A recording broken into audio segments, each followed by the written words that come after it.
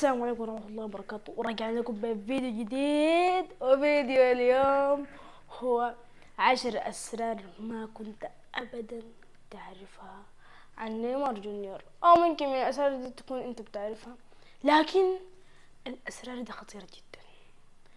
حاول إنك ما تكلم بها شخص كله. طيب ندخل على الفيديو. قال لك نيمار دا سيلفا سانتوس جونيور. الله يا أخي. قال لك نيمار في 5 فبراير من عام 1992 ولد نيمار في مدينة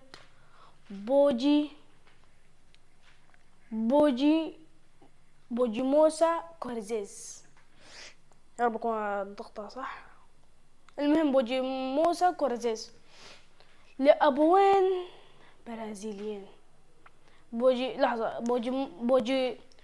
بوجيموسا كورزيز في ساو باولو في البرازيل، وولد لأبوين برازيليين. الأب هو نيمار سانتوس سينيور، وللأم نادين دا سيلفا.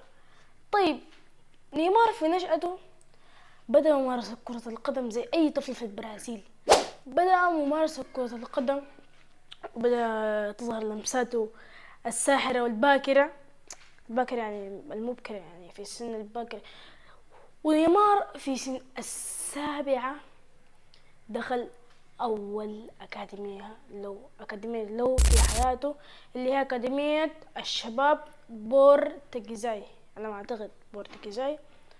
أيوة بورتكيزاي. فهناك أبدع، حرفيا أبدع بمعنى الكلمة، يعني أبدع. المهم أيوة نيمار أبدع. نيمار في سن 11 جابوه سانتوس بعد ما شافوا لعبوا في الأكاديمية حق الشباب بورتكيزاي.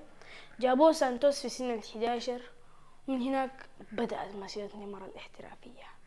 مسيرة نيمار كانت جدا مختلفة، يعني لأنه نيمار في 2009 لعب أول مباراة له رسمية مع فريقه سانتوس، في الفريق الأول لنادي سانتوس. نيمار في ديك المباراة كان عادي جدا، حتى إنه يعني ما أعتقد سجل. أنا ما كنت تعرفه يا عزيزي المشاهد إنه نيمار في سن 14 مشى ريال مدريد.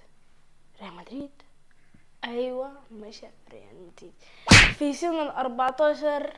نيمار ذهب لريال مدريد لأنه جاء عرض لتجربته في الريال، فمشى إسبانيا ومشى مدريد، مشى لريال مدريد الرسمي. حتى إنه درب مع أشبال الفريق، لكن مشى رجع البرازيل دون التوقيع مع النادي، لأنه كان عنده الرغبة في البقاء في بلاده، يعني كان عنده الرغبة إنه يقعد في البرازيل، ما عايز يوقع، يعني يقعد مع سانتوس لسه. فنيمار في 2009 خاض أول له مباراة مع فريقه سانتوس، ونيمار في ذيك المباراة سجل أول أهدافه في الموسم مع فريقه سانتوس. وسرعان يعني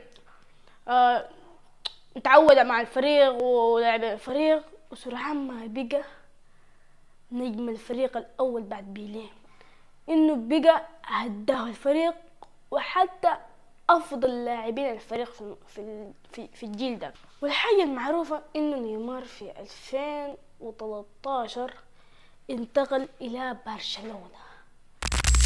الانتقال المثير، أي زول حرفيا حب الانتقال ده من الناس القدامى. يعني نيمار لما انتقل لبرشلونة شكل ثلاثيا خارقا هجوميا مع الأسطورة ليونيل ميسي، ومع الصاروخ والهداف ما أقول الأمير نيمار سيد القصة حق اليوم، مع لويس سواريز. وفاز بالعديد من الألقاب، منك الدوري المصري، منك الدوري الإسباني، دوري ابطال اوروبا وكأس اسبانيا وما عليك بالفرديات وهداف دوري ابطال 2015. ومن بعد ما ابدأ يعني في برشلونة قرر نيمار انه في 2017 قرر يعتزل كرة القدم.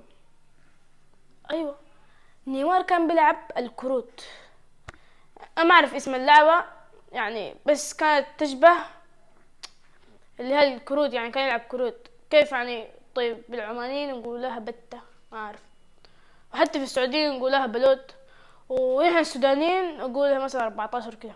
فهو قال يلعب اللعبة دي بس كان بفلوس في قروش، فهو كان محترف في اللعبة دي. فقال يا جماعة الخير يغير من الكورة، يلعب اللعبة بس ده اللعبة.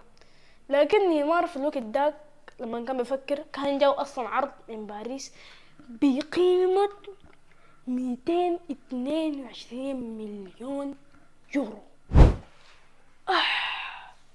حرفيا باعتباره ثاني اغلى، لا ايوه ثاني اغلى صفقة في تاريخ بي اس جي، تاريخ باريس سان جيرمان. ونيمار في الوقت ده قرر انه خلاص يعني ما يلعب الكروت، بقى خلاص يعني يواصل مسيرته الاحترافية. ومنها نيمار جاب الدوري الفرنسي، بقول الدوري مو صحيح، جاب الدوري الفرنسي وشال افضل لاعب في الدوري الفرنسي. لحظة برجع لي شيء، لما كان نيمار في سانتوس اخذ افضل لاعب في امريكا الجنوبية، افضل لاعب في امريكا الجنوبية. بس نرجع لباريس. وبعد ما نيمار انتقل الى باريس وابدع وشال الدوري الفرنسي، حصل نيمار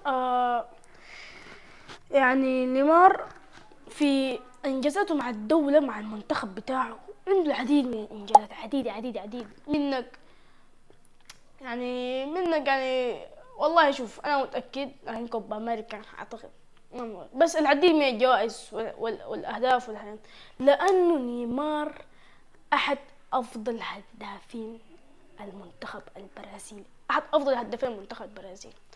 ومنك شارك في كوبا امريكا، كاس العالم، حتى الاولمبيات، يعني كده شارك في حاجات كتير حرفيا.